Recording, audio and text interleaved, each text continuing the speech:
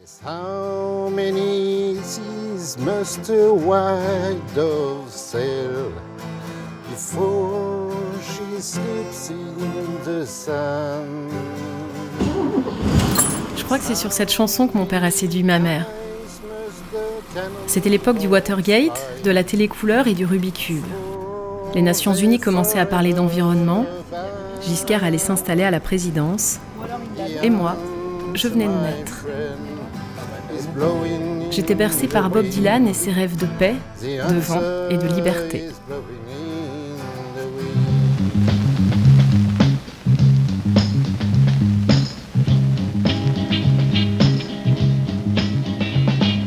Ma mère avait découvert la planche à voile aux États-Unis quelques années plus tôt, en 70 je crois. Elle était revenue accro. Elle parlait d'Arnaud de Ronay avec des étoiles dans les yeux. Il était beau, il était fort, il était fou. Il en mourra d'ailleurs, laissant derrière lui une icône éplorée, la sublime Jenna de Ronay, que ma mère jalousait secrètement. Partout dans le monde, une nouvelle génération était en train d'émerger doucement. La génération glisse.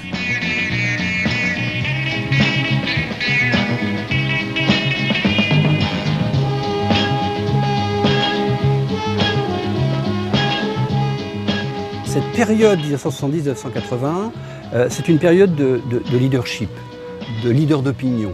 C'est des gens qui, pour beaucoup, revendiquent la route. C'est Easy Rider, c'est Jacques Kerouac.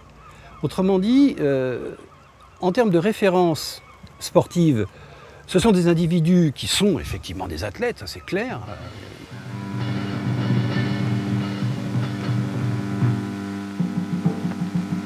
Mais c'est pas ça l'important.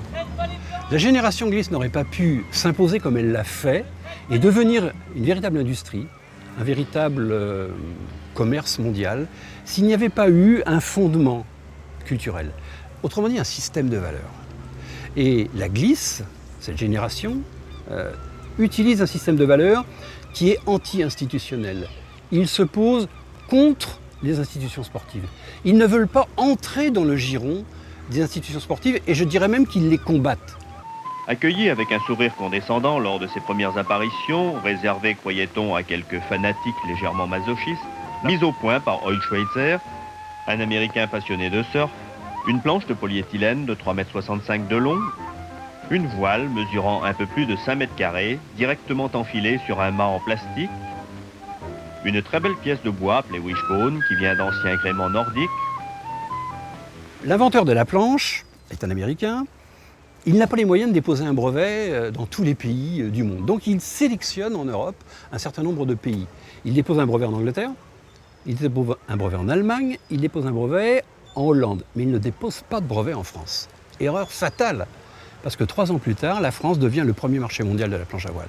Le fait qu'il n'y ait pas eu de brevet déposé a permis en France la génération quasi spontanée d'une nouvelle économie de la planche à voile. Des tas de petits fabricants naissent, se développent, meurent, sont rachetés. Des tas de voiliers français créent le concept technologique de la planche à voile. La France est le berceau des sports de glisse. Avec Please, la poussière n'est pas simplement déplacée, elle reste sur le chiffon. Résultat, les meubles restent brillants plus longtemps. Et c'est tant mieux parce que je ferai pas ça tous les jours. Un jour, ma mère avait écrit à un homme pour lui demander s'il lui restait une vieille windsurfer, la première planche à avoir été mise sur le marché en France. Cet homme avait tout inventé, m'avait dit ma mère, et sans lui, elle n'aurait probablement pas navigué. Ok. J'ai oublié son nom, il doit avoir près de 85 ans aujourd'hui. Il a toujours les pieds dans l'eau et il croise de temps en temps d'anciens pratiquants reconnaissants. Ouais. Ah, Patrick, c'est monsieur planche à voile en France, hein, tout court. Hein. C'est simple, c'est lui qui a été l'importateur. C'est lui l'importateur, c'est le monsieur qui a cru à la planche à voile au début. Voilà, c'est ce monsieur-là qui a développé la planche à voile en France. C'est grâce à lui que j'ai appris à faire de la planche à voile. C'est grâce à lui qu'on a fait de la planche. Grâce à lui qu'on a fait de la planche. S'il y a la torche aujourd'hui, c'est grâce à Patrick. C'est toute une histoire qui s'est enclenchée à partir de là.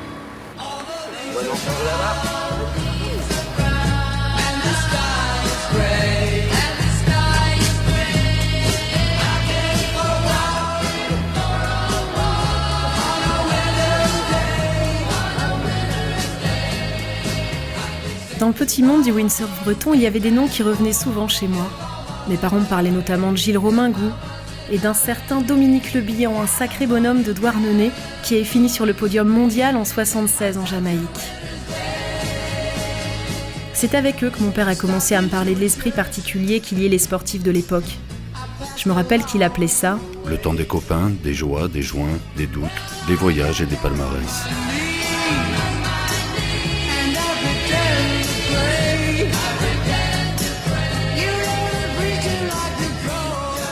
Si on fait un peu de recherche journalistique un peu dans le passé, le nom de Le Bihan, tu vas le voir apparaître souvent, quoi, sur un laps de temps. Dom a commencé par pratiquer, ensuite on a eu les boutiques, il travaille dans les boutiques, je travaille avec lui, les écoles, les premières écoles de planche c'était lui. Si on a été à un endroit, à un moment, on a une autre histoire. On a découvert autre chose, ils ont enclenché sur autre chose, et ce qui est génial. Et regarde ce qui arrive là. Ah non, ça c'est un Spitzel fait avec des planches de fun de l'époque. C'est la gueule ça. Bah ouais. Sauf que c'est pas une planche en bois. Hein. Elle est pas en bois. Mais t'as pas non plus ton pied de main en bois. Non, je sais. Allez, d'accord. Dans les années 74-75, si vous vouliez acheter un pull de ski, il était obligatoirement rouge vif ou bleu roi. Et sur la poitrine, vous aviez un liseré bleu-blanc-rouge, et au niveau du cœur, vous aviez un coq. C'était le sport gaulien. 10 ans après, le sportwear a disparu, remplacé par le surfwear. Et quand vous regardez les couleurs du surfwear, c'est quelque chose de complètement différent. Le bleu-blanc-rouge n'est plus du tout présent, remplacé par ce que l'on a appelé les couleurs fluo.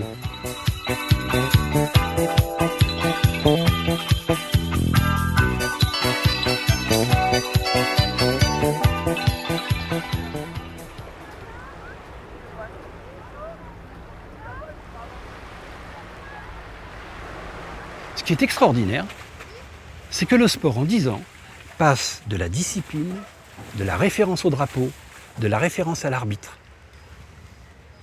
des couleurs du drapeau aux couleurs psychédéliques.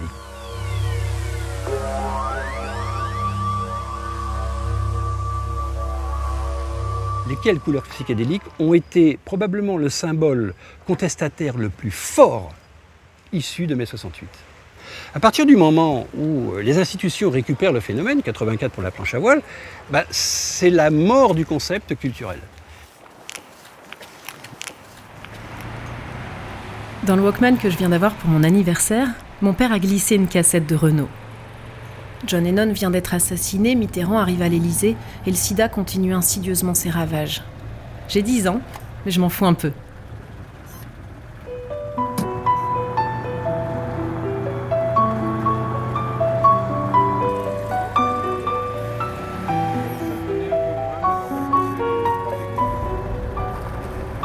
M'asseoir sur un banc, 5 minutes avec toi, et regarder les gens tant qu'il y en a. Puis parler du bon temps qui est mort ou qui reviendra, en serrant dans ma main tes petits doigts. Puis donner à bouffer à des pigeons idiots, leur filer des coups de pied pour de faux. Et entendre tout rire, qui lézarde les murs, qui sait surtout guérir mes blessures. Raconter un peu comment j'ai été minot, les 40 fabuleux. Quand chez le marchand, 45 et Vinto, 41. Mon père disait souvent « Le monde se divise en 2 catégories. Il y a ceux qui font de la planche à voile et ceux qui vont en faire. » Je crois qu'il avait lu ça dans Wind Magazine. Il faut dire que le windsurf faisait maintenant partie du décor. Il n'était plus considéré comme un engin de plage depuis qu'il était devenu discipline olympique en 84. Dans le club de plage que mon père et son frère ont monté à Saint-Quay-Portrieux, mon oncle donne des cours de gym. Je me souviens qu'il portait un joli maillot rouge. Il l'a peut-être gardé d'ailleurs, il faudrait que je lui demande. Chaque été, je retrouve cette plage et un peu de l'enfance que j'ai laissée l'année d'avant. Je suis heureuse, je me sens libre, au milieu d'une centaine d'enfants et de ma famille. Mon père, lui, est débordé comme d'habitude, il adore ça. Et moi, je mène ma vie comme une grande. J'ai su bien des années plus tard que c'est à cette époque-là que Mitterrand avait eu la grande idée de créer un ministère du temps libre. En France, on nage en plein bonheur. Et sur tout le littoral français, chaque petit club écrit sa grande histoire. C'est là, sur l'île de Ré, à quelques brasses de chez moi, qu'Antoine Albo va progressivement construire sa légende. jusqu'à devenir aujourd'hui, avec 22 titres de champion du monde, le sportif français le plus titré, tous sports confondus.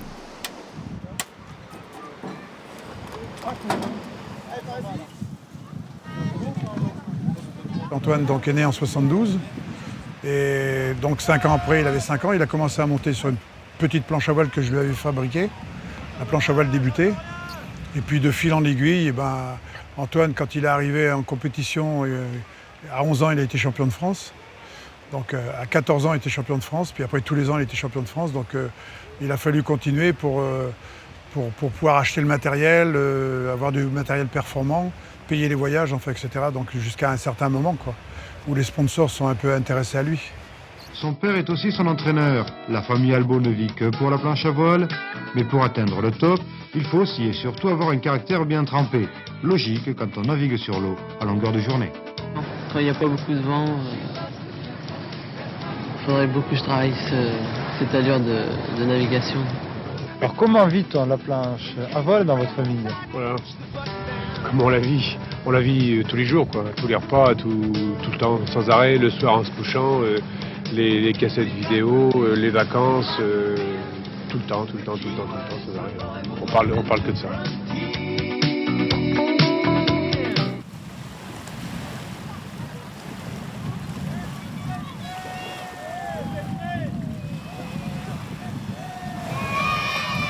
J'étais champion du monde dans toutes les disciplines, sauf en vague. Donc en 2001, j'ai gagné la même année, j'ai gagné en race et en freestyle. Ce qui est marrant, c'est que souvent quand je reviens ici ou quand je vois des gens qui sont pas sur la Coupe du Monde et tout, ils me disent « Ouais, t'as encore gagné, c'était facile ». Mais c'est jamais facile, tu sais, c'est toujours vraiment la bataille. Hein. Moi, je suis là pour les résultats. Et c'est pour ça que j'ai duré, je pense.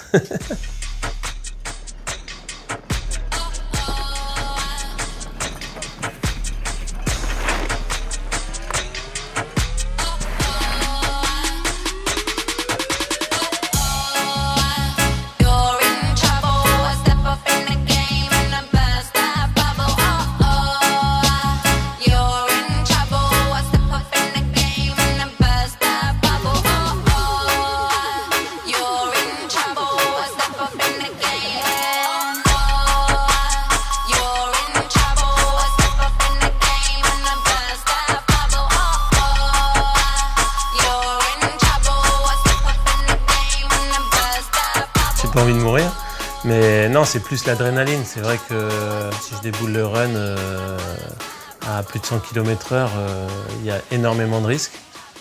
Tu peux aussi te fracasser, tomber, te briser la colonne vertébrale ou des choses comme ça. Mais je suis préparé à faire des chutes comme ça. Après, même en slalom, c'est hyper dangereux. Tu sais, si tu tombes devant un mec qui arrive à 35 nœuds derrière, s'il te prend avec l'aileron, il peut te découper, quoi. Donc, c'est aussi très dangereux.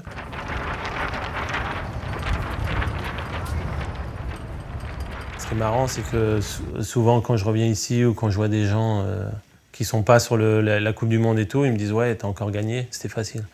Mais c'est jamais facile, tu sais, c'est toujours vraiment la bataille. Hein.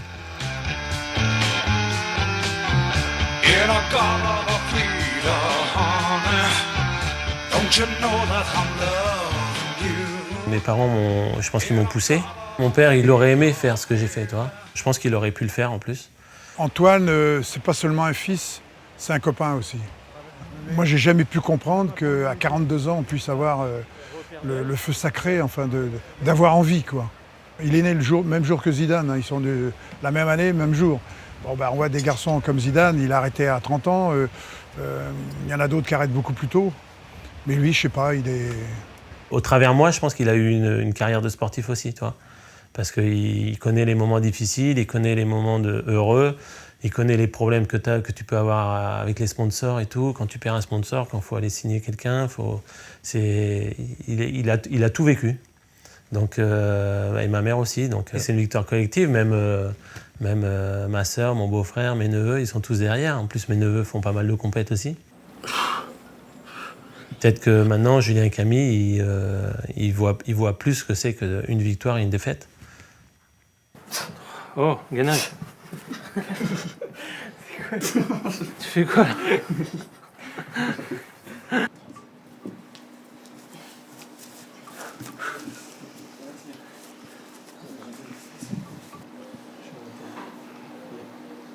Les magazines, Win Magazine en particulier, va utiliser une iconographie qui va être de plus en plus dure. C'est-à-dire des vagues de plus en plus énormes, des sauts de plus en plus hauts, et avec des risques de plus en plus importants.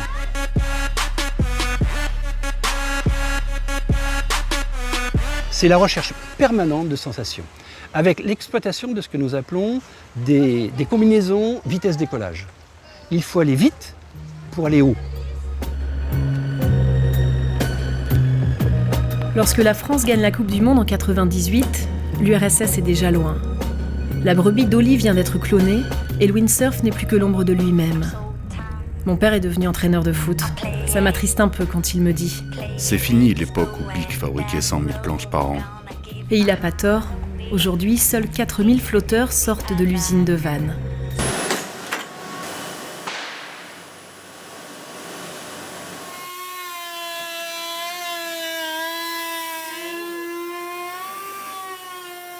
En fait, entre 80 et 90, la planche à voile était toute seule dans les sports de glisse. Tous les fabricants de surfwear se sont emparés de la planche à voile pour créer leur image. Quicksilver, Oxbow, enfin toutes ces marques-là.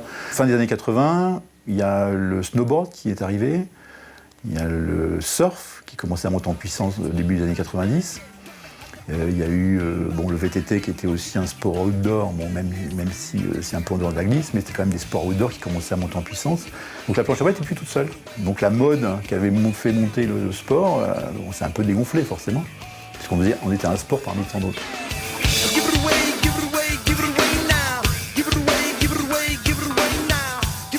Mon père avait effectivement prédit la mort du windsurf avec philosophie et fatalité. Mais ce qu'il ignorait, c'est que Bic allait réussir à séduire de nouveau les jeunes. Pour une raison simple, mis à part les gros bateaux de course à 1 million d'euros, la planche à voile reste encore aujourd'hui le moyen le plus simple et le moins coûteux de naviguer à 30 nœuds.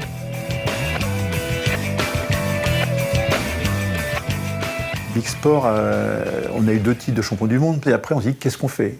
On reste champion du monde, on continue cette quête, alors que nous on faisait des produits grand public, de plus en plus de produits grand public, et c'était plus tellement en phase avec nos valeurs. Donc on est parti plutôt sur la monotypie. La monotypie, c'est-à-dire que la même planche pour tout le monde, des planches accessibles, pas trop chères, de bonne qualité, pour que les clubs puissent naviguer et mettre leurs jeunes. Et puis en plus le côté jeune était intéressant aussi. Et en 2006, la Fédération française de voile a lancé un concours pour une nouvelle planche pour les jeunes. Et là, on a présenté la Techno de 93. Il a été choisi par la Fédération française de voile et par les fédérations internationales.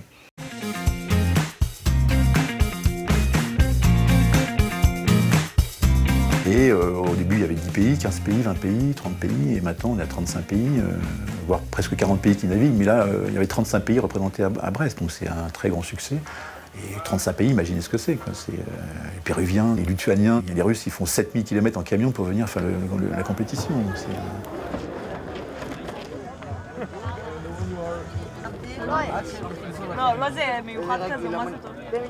Donc je pense que ce qui nous anime, moi ce que j'aime bien c'est l'adrénaline, c'est la compétition, j'adore ça. Après, il faut savoir que Julien et Camille, c'est les neveux d'Antoine Albo, donc ils sont baignés dedans depuis tout petit. Donc après, ça s'est greffé, on a fait une compétition, 2 compétitions, puis après ils ont eu du niveau, puis maintenant ils ont le niveau et on fait tous les championnats, tout ce qu'on peut. L'année dernière, on a fait 45 000 km en camion.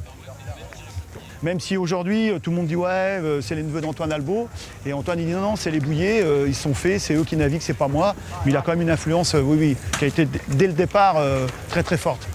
Mais ce qui est rigolo aussi, c'est que ça a redonné de l'élan à Antoine.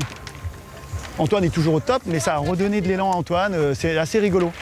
Des fois, c'est les garçons qui disent Antoine, viens, on va naviguer, on y va. Donc du coup, ils sont vraiment très bloc, très très bloc. Le tonton, c'est le tonton.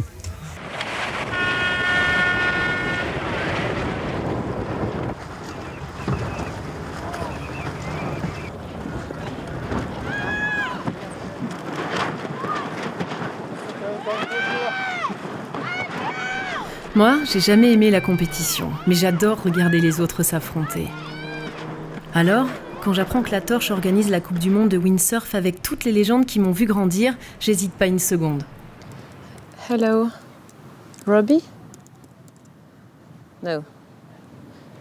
Hello, Mr. Nesh. Je vais peut-être enfin croiser Robbie Nesh, le dieu du wind. Celui qui, à 13 ans, alors qu'il n'était encore qu'un enfant, rafle le titre de champion du monde. Le premier d'une longue série, avec sa belle voile rose. You're gonna go to La Torche in October. C'est décidé, je vais à La Torche. Enfin, si je trouve quelqu'un pour m'emmener. Je me dis que sur les 100 000 spectateurs attendus, je croiserai bien la route d'un passionné.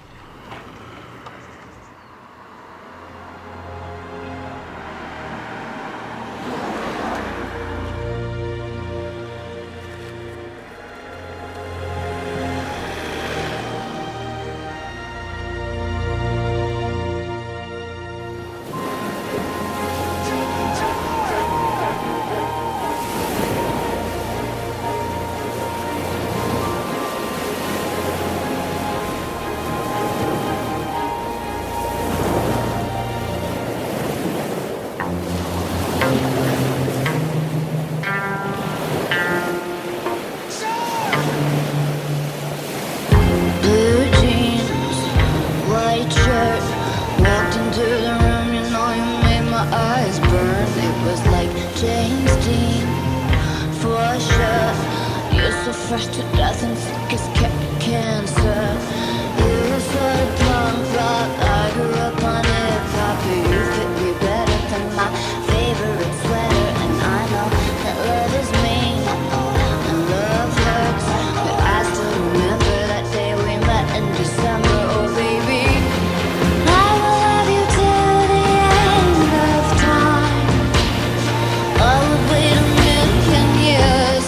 Promise you'll remember that you're mine. Baby, can you see through the tears? Love you more than those pictures before I say Bonjour. Allez, montez, j'y vais aussi. Super. Merci. Marrant ça. Oh génial, je pensais que j'allais passer l'après-midi ici. Tout le monde était à l'eau peut-être, non? Tu sors de l'eau? Ah bah... ouais, on était à l'eau là tout l'après-midi. Bah ouais, dès qu'on est à l'eau, nous, on est heureux. Ouais. Tant qu'on a du sable dans les doigts de pied, c'est le bonheur. Non, j'ai vu que tu y étais hier d'ailleurs à La Torche, non? Ouais. Non seulement j'y suis allé, mais j'ai emmené mon fiston avec moi. C'était plateau hyper relevé, classe mondiale. On avait le champion du monde en titre et tous les autres derrière. On avait le top. On avait des vieux de la vieille. On avait encore Joss Angulo qui était là. Joss Angulo, c'est un Hawaïen qui a écrit les premières pages de l'histoire de la planche à voile à Hawaï. Je pratique pas, mais je suis fascinée par tout le mouvement de société qu'il y a eu, les bouquins, la génération glisse. C'est dur à expliquer. La planche est rentrée dans nos vies comme quelque chose presque aussi important que l'air qu'on respire, quoi. Ça nous a envahis, ça nous a pris tout minot là. Et ça devient assez vite obsessionnel, mais le bon côté de l'obsessionnel. Je pars en vacances, bah oui, mais c'est pour naviguer. Je prends un premier job, bah oui, mais est-ce que je suis pas loin de la mer? Je trouve une copine, ouais, mais attends, faut savoir que quand il y a du vent, je navigue. C'est des trucs assez... C'est ici, non? C'est celle-là, je crois, la sortie. Ah, on peut sortir là, ouais, il y a plusieurs... mais on va sortir là.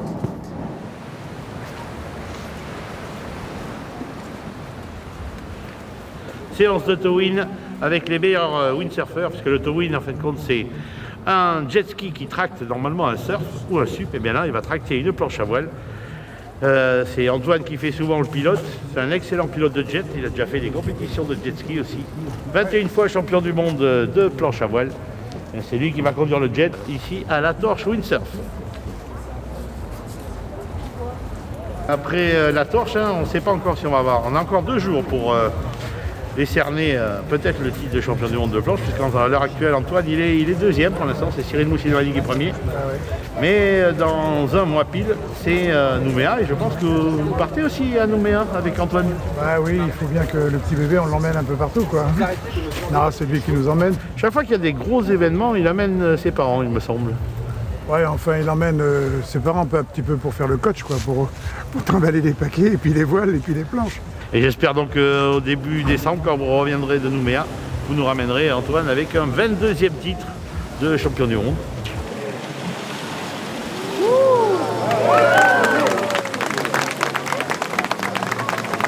Et merci aux spectateurs d'être... Je croyais que vous étiez partis. Non, on t'attend. C'est vrai?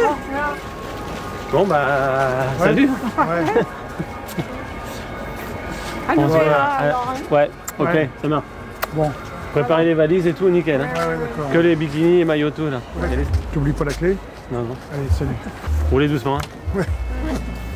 Allez, bye bye. Quelques semaines plus tard à Nouméa, Antoine obtiendra son 22e titre de champion du monde. Je viens d'avoir 40 ans, Michael Jackson, Margaret Thatcher et Nelson Mandela ne sauront jamais que le petit robot de Rosetta a réussi son atterrissage sur la comète Chury. Dans les mairies françaises, les couples homosexuels se marient. À l'autre bout du monde, Haïti peine à se reconstruire. Et je viens de m'apercevoir que Robinech n'est pas venu à la torche. Je réalise surtout que c'est pas bien grave, et que contrairement à ce que j'ai lu, sans Robinech, le funboard existerait peut-être quand même.